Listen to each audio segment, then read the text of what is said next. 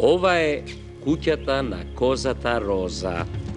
Тука живее и ќерка и Сана, измиена со панделка в коса, од денеска таа ученичка стана. Мајка и ја допрати до дворот на новата училишна зграда.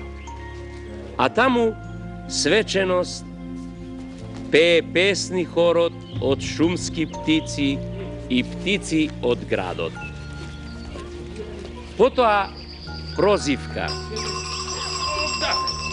Во редици се редат и така влегуваат во класот. Се две по две на клупите седат.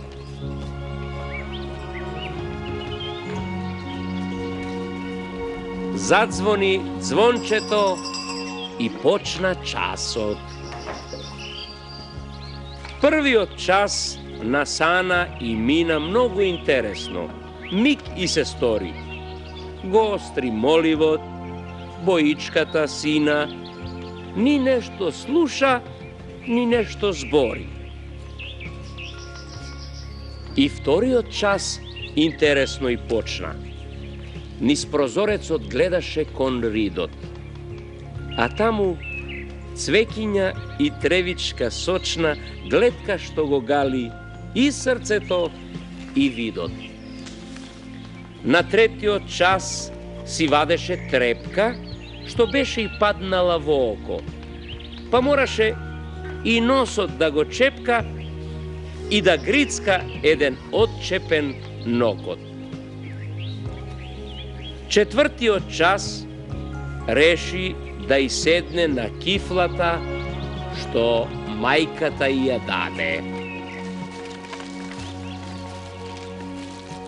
Па цел час мораше да се ведне и под клупата да ја јаде.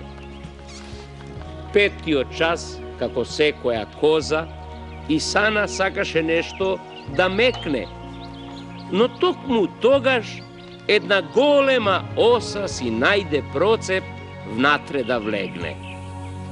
Скокна учителот да ја избрка решен. Скокна и учениците во класот.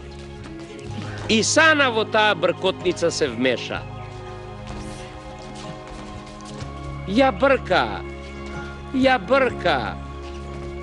брка таа оса боса и заврши часот. Се враќа Сана, скока по патчето десно.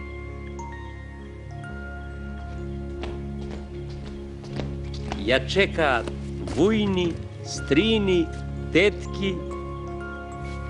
Мамо, учењето е многу лесно, сигурно ќе имам само петки. Браво, Сана, браво.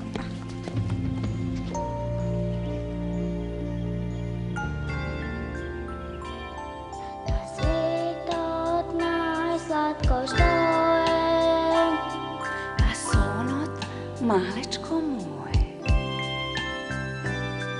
Na svetot najslatko što je na sonot malečko moje. Sonot razni skazni plete, son i dete.